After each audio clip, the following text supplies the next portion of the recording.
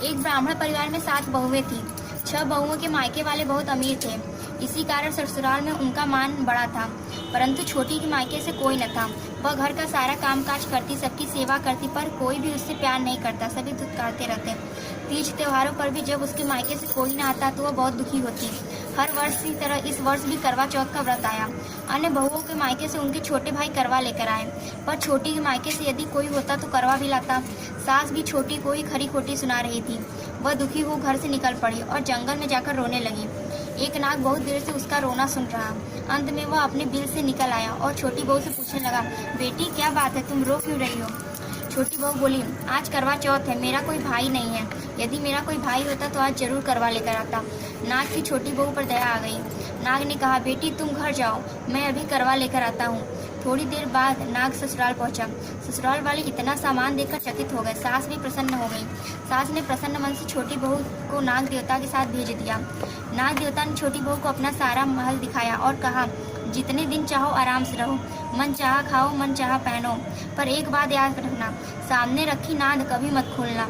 छोटी बहू सारा समय महल में आराम से काटती, पर चंद्र के बारे में उसकी उत्सुकता बढ़ती जाती। एक दिन जब घर में कोई न था, उसने नाद को उठाकर देखा तो हजारों छोटे छोटे सांप के बच्चे इधर उधर रेंगने लगे। उसने जल्दी ही नाद ढक दी। जल्दी से एक सांप की पूंछ नाद से नीचे आकर कट गई। शाम को नाग के आने पर छोटी ने अपनी गलती स्वीकार कर ली। नाग ने भी उसे क्षमा कर दिया। जब छोटी ने ससुराल जाने की इच्छा की तो उसे धन रत्न आदि देकर विदा किया। छोटी के ससुराल में अब उसकी बड़ी इज्जत होने लगी।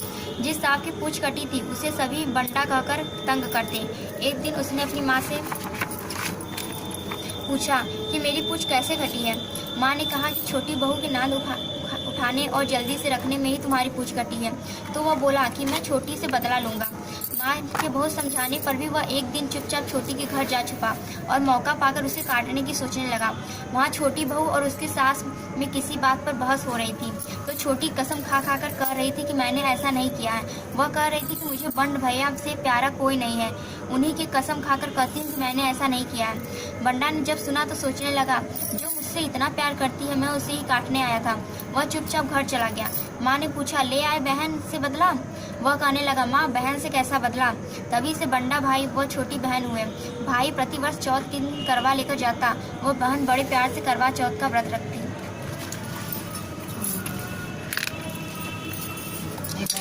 हाँ।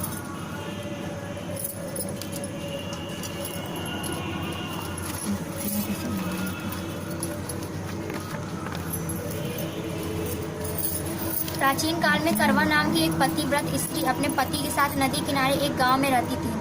कार्तिक मास के कृष्ण पक्ष की चतुर्थी के दिन उसका पति नदी में स्नान करने के लिए गया। स्नान करते समय एक मगरमच्छ ने उसका पैर पकड़ लिया। वह करवा करवा नाम लेकर जोर जोर से अपनी पत्नी को पुकारने लगा। उसकी आवाज़ सुनकर उसकी पत्नी दौड़ कर आई और उसने मगर को कच्चे धागे से बांध दिया।